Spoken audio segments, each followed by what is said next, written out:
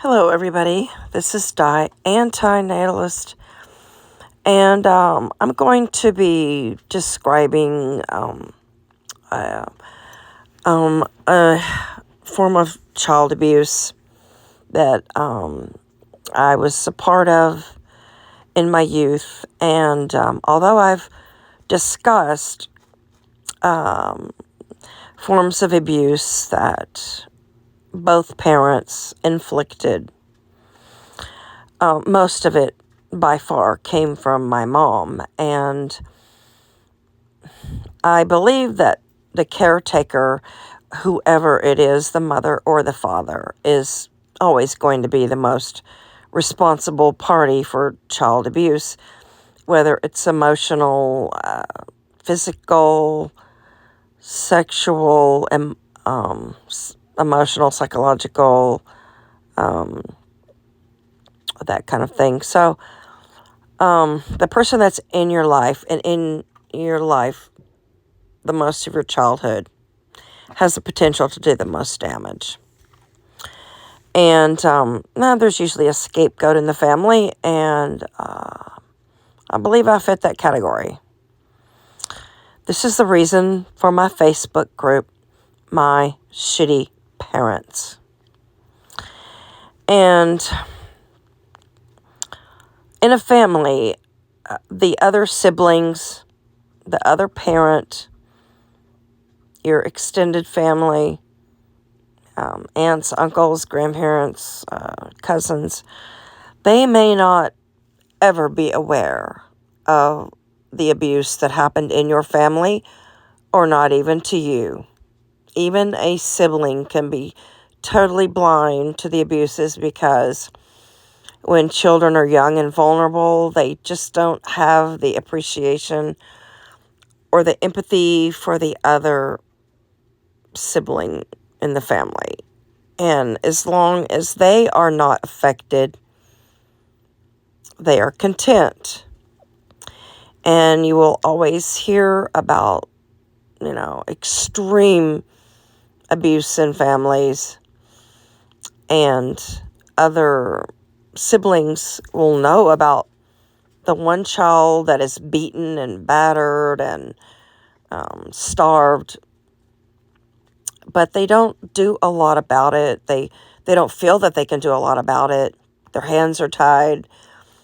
And as long as they're being fed and loved and cared for and not beaten, they don't express a lot of concern. And after all, they are children, they are minors, and so they don't, they're not required to be concerned. And every sibling in a family, has the potential to be harmed by an adult, because the adult has control, the adult has power, the adult is threatening, the adult makes the rules. But today I went down to the refrigerator and got me a bottle of cheerwine. Let me show you a cheerwine. I haven't seen that in my area. I used to drink this in North Carolina, and now they have a sugar-free cheerwine. So I don't know what triggered this, but maybe it's jet lag. I'm very, very tired. And I'm tired much earlier than I should be. My time zone is 5 hours difference than where I was at a couple days ago. But anyway, so one thing I want to say about childhood experiences: negative abuse, trauma, it is never forgotten. Children are not resilient. Children are affected. Children are traumatized by events. So let me just chronicle this one event. And I don't know what made me think of it today, but I have a very sharp memory, and I am an HSP, highly sensitive person. Right, Peso? Anyway, I was about 12 years old in 5th grade. And there was a spelling bee. And in my school or in my district or something, me and another guy were the competitors, the winning competitors of a spelling bee. And we went to a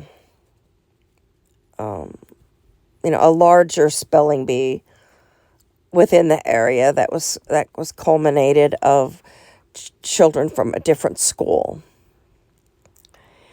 And I was kind of excited, I'm like, hey, I'm not a high achiever, certainly never claimed to be. But, basically I won this school spelling bee and I was promoted to another one. And I feel like I've always been pretty good at English and language and writing. But went to the spelling bee, and both of my parents and my brother were in attendance. And after we attended the spelling bee, my mom's mother needed a tree trimmed or removed, or something of that nature. And so my dad had brought some kind of chainsaw or something. And so it was almost as if, the vibe seemed almost as if my spelling bee was just kind of, something on the way of going to my grandmother's house to help her with her tree and do her lawn care. It did not feel like I was really prioritized. And I wasn't. It's a fact. So anyway, I know what triggered this. I know exactly what triggered this. My puppy who had her vaccines today, her last vaccines, she's been sore today and she's been screaming if she rubs the certain area. She had 3 different shots. Lyme's preventative, a rabies, and distemper. So she's pretty sore in certain areas. So she was trying to climb on the bed. And she was like, struggling and groaning and like, So I was coaching her and stroking her and saying, come on, you can do it. It's okay, girl. You can do it. Pretty girl, good girl. And as I said that, I just realized how unsupportive and unprioritizing and how cruel my mom was, and how unvalidating and unacknowledging she was. And some people have the best of parents, the most encouraging, the most helpful, like you, Shannon, and you called your mom Super Mom. Shannon is over 40, and her mom just goes to the extra lengths. I mean, her mom is a real winner. Her mom has bailed her out. I'll leave it at that. And then people like my mom aren't even encouraging you when you are at a 5th grade spelling bee and when your picture was in the paper. I still have that picture. Maybe if I could find it, I could use it as a thumbnail on this video. But, so I went to the spelling bee. And I didn't get much praise at all. I think my grandmother was impressed. She saw my picture in the paper and cut it out, and she was proud of me. But not my mom. I went to the spelling bee, and my parents were in the back. I remember them quite far back in the area. I think they were standing. And, I went a round or two and, successfully spelled the words. And then a word was asked of me to spell. And I got it wrong.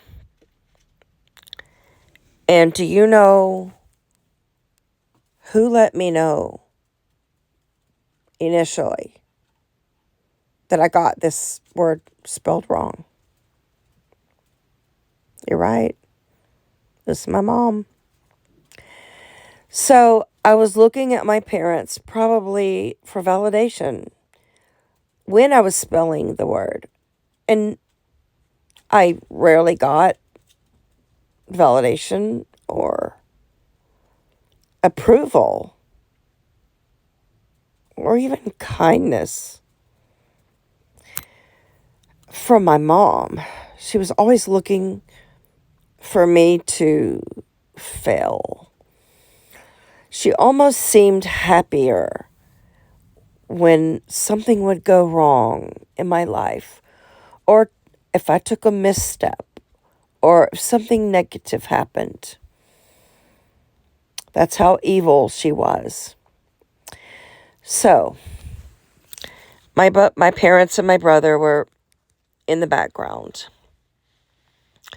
And as soon as I misspelled the word, before I was even told it was misspelled, I was looking directly at my mom, thinking that I would get encouragement, approval, coaching.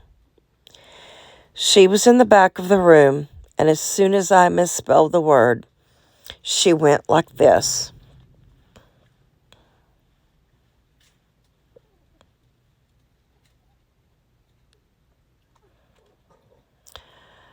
Utter unsupportiveness. She wanted me to know that she knew I made a mistake, and she wanted me to know that she knew it before the judges told me I was dismissed from the next round of a spelling bee.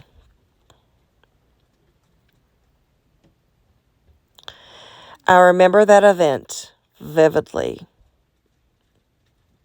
It will never leave me.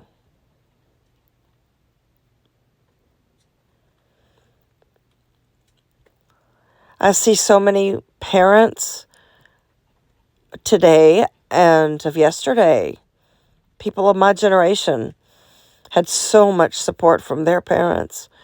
Their parents entered them in sports or hobbies that they enjoyed.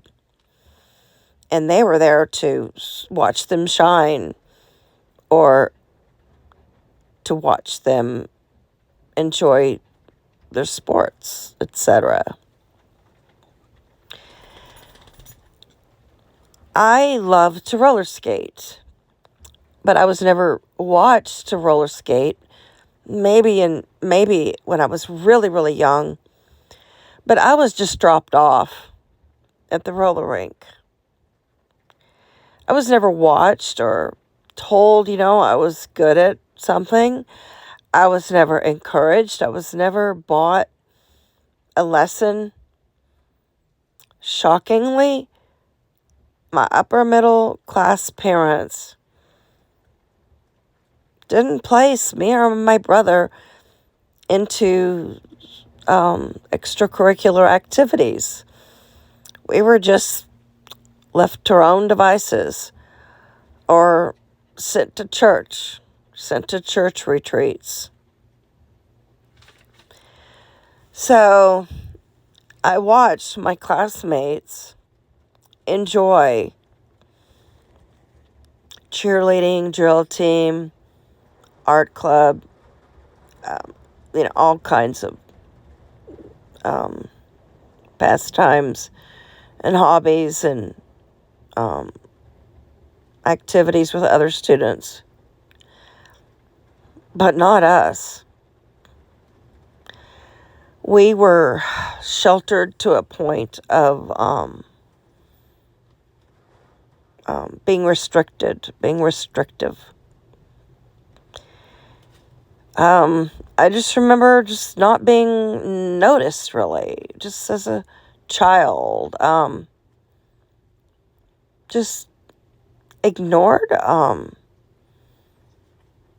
neglected, not food-wise, not that kind of thing, just totally unappreciated and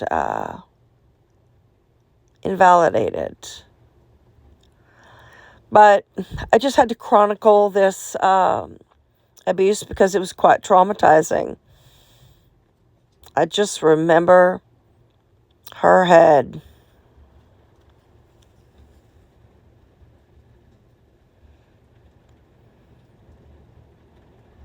As if to say, Diane, you misspelled the word.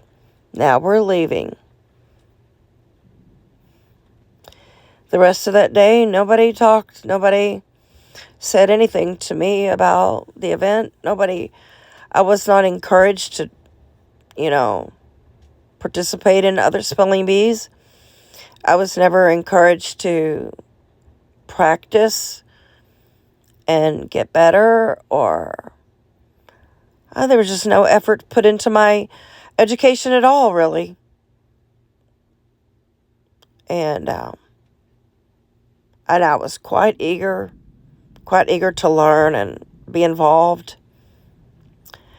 But I was cheated of that. I was cheated of many, many potential possibilities as a child. And I'm thinking that many of you out there have also received the same poor treatment, mistreatment, abuse, narcissistic abuse from your own parents. And there's quite a few daughters of narcissistic mothers. And we all can relate to one another. Please jot down your experiences below.